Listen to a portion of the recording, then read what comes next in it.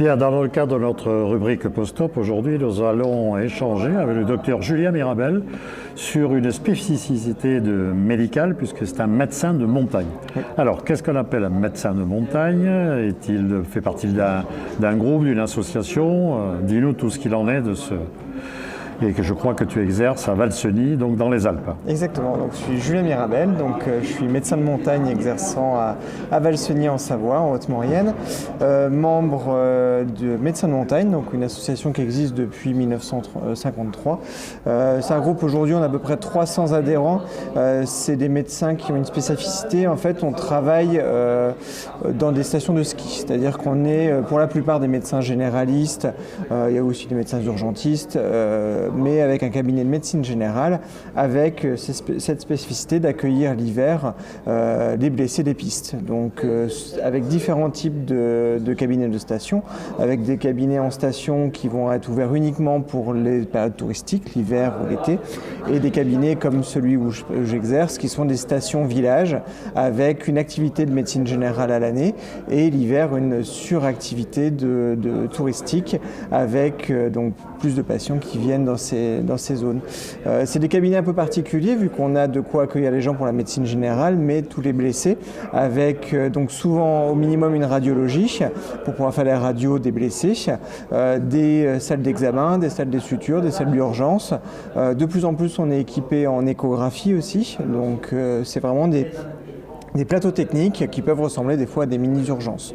Donc avec vraiment la casquette médecine générale, la casquette traumatologue et la casquette aussi pour la plupart de médecins correspondants SAMU, vu qu'on est dans des milieux isolés, donc formés à la médecine d'urgence.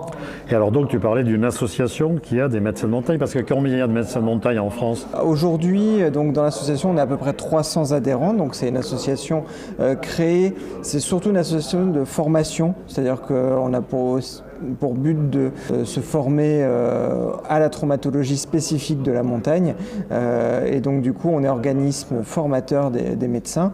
On est là aussi pour accompagner les jeunes médecins intéressés à cette pratique spécifique, accompagner à l'installation. Donc on a vraiment cette casquette de formation, cette casquette aussi de promotion de l'activité, parce que ça nous permet de discuter avec les instances, avec les ARS, avec le ministère de la Santé, avec les mairies, nos mairies locales, pour expliquer comment on travaille. C'est pour ça que depuis 1992, on a développé un réseau d'épidémiologie de la traumatologie. Ça nous permet en fait, en recueillant sur certaines stations de manière exhaustive tous les blessés, de typer les types de blessés qu'on voit, les types de lésions, qu'est-ce qu'on fait de nos blessés, est-ce qu'ils sont hospitalisés. Ça nous permet d'expliquer un petit peu notre pratique aux différentes instances pour parler de notre pratique spécifique. D'accord.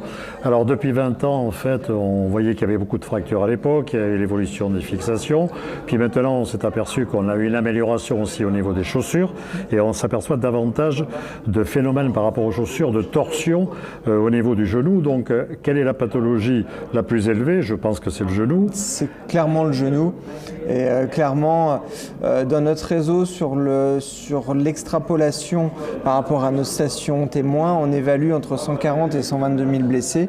Sur tous ces blessés, on a à peu près 17% d'entorse du ligament croisé, donc encore plus que le genou. C'est-à-dire que sur les skieurs, 50%, un peu plus de 50% des blessés sont des blessés du genou, et du coup 17% des totales des blessés sont des entorses du ligament croisé. Donc c'est vraiment la blessure qu'on rencontre le plus souvent en médecine de montagne. On va retrouver chez les snowboarders, là pour le coup on va avoir peu de ligaments croisés, mais ça va être plus des fractures du membre supérieur, fracture du poignet, c'est très fréquent. Mais en termes d'activité, le ski c'est 80% de l'activité, et le snowboard on a 17%, on est moins fréquent. Donc vraiment l'entorse du ligament croisé très fréquent, des fractures il y en a, mais c'est vraiment l'entorse. L'entorse grave souvent avec rupture. Souvent rupture. Après, nous, quand on est en station, on a la radio, donc on élimine les lésions osseuses. Mais dès qu'on a une suspicion d'entorse grave du genou, d'atteinte du ligament croisé, on peut ne pas se passer d'une IRM à distance pour confirmer notre diagnostic et assurer une bonne prise en charge des patients. Oui, c'est-à-dire que le patient, en fait, il est pris, vous le voyez, vous mettez une orthèse, par exemple, et ensuite vous l'orientez. En fait, ils ne vont pas dans le secteur hospitalier régional, mais ils partent directement dans les villes où ils habitent pour faire faire avec un courrier au chirurgien éventuellement et au kiné, quoi. Tout à fait. Sur ces 122 000, 140 000 patients qu'on voit, on en hospitalise de manière directe 4,5 à 5% maximum. C'est-à-dire qu'en gros, on a quelques indications d'opération d'emblée, des fractures du fémur, des fractures du tibia hyperalgique, des choses qui vont nécessiter une prise en charge en urgence. Mais la majorité des patients qu'on voit, effectivement, ils viennent nous voir parce qu'ils sont douloureux, ils sont instables. Donc notre rôle, c'est de donner un diagnostic. Ouais. De les soulager, donc par une immobilisation, par une orthèse, avec un traitement adapté antalgique. Et par contre, après, de les adresser sur des bilans d'imagerie complémentaires, sur des avis chirurgicaux et souvent aussi en rééducation pour que les patients ne soient pas seuls après dans la suite de notre prise en charge.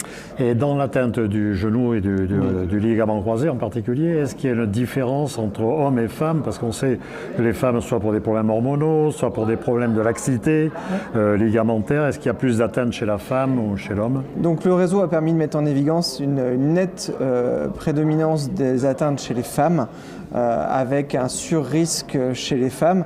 On a à peu près 3 femmes pour un homme qui sont atteintes du ligament croisé. Les explications sont difficiles à mettre en œuvre. On a effectivement entendu parler des hormones, mais ça n'a pas vraiment été prouvé. Il y a peut-être une histoire anatomique avec peut-être une histoire de condyle fémoral un peu différent. Oui, de pente tibiale. Voilà, mais on n'a pas... En tout cas, ce qui est clair, c'est que la statistique est là, elle est présente. On a plus d'entorse du ligament croisé chez la femme que chez l'homme dans nos statistiques. Ça, et est-ce que tu vois une évolution de l'accidentologie? Alors, dans nos chiffres, là, actuellement, c'est plutôt stable. Sur les types de lésions, c'est sur le type sur le nombre d'hospitalisés. On a l'impression qu'on a une baisse de l'incidence du risque.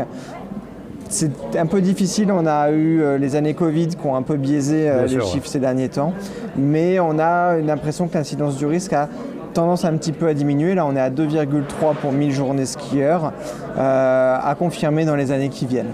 Et ton activité, elle est aussi bien hiver mais aussi été?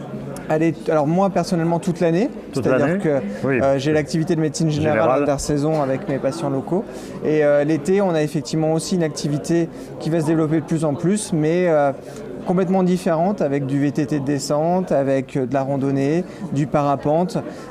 Pour le moment, on est encore en structuration de cette activité. La loi montagne s'applique l'hiver, mais pas l'été. Donc il y a plein de choses à développer et sûrement ça va augmenter dans les années qui viennent. D'accord.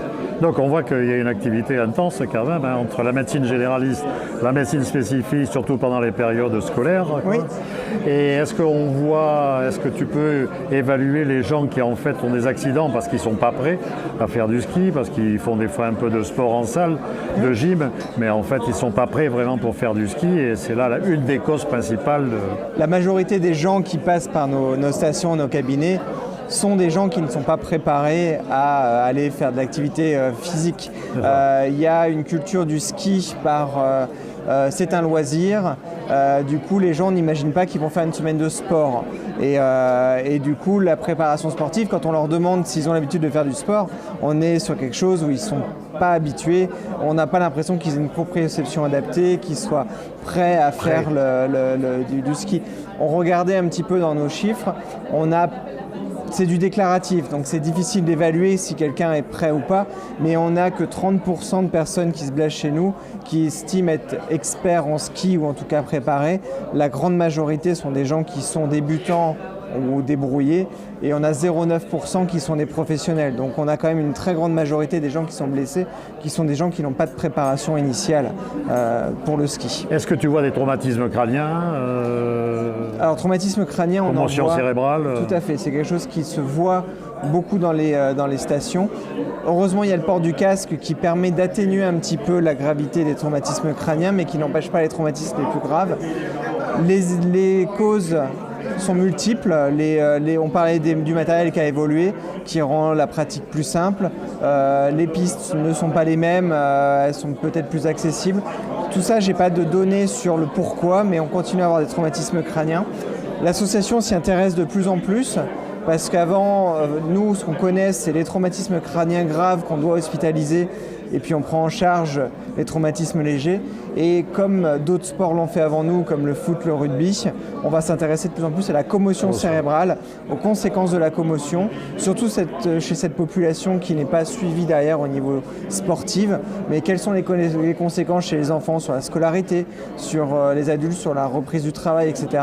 Et ça, je pense qu'il y a tout un travail à faire dans les années qui viennent sur la commotion cérébrale. Bon, je vois quand même que c'est une activité très riche, complexe, qui demande une activité intense. Tout à fait, très intéressante. Je te remercie pour cette découverte de la médecine de montagne dans ce cadre. Plaisir. Merci à toi. Merci beaucoup. Au revoir. Au revoir.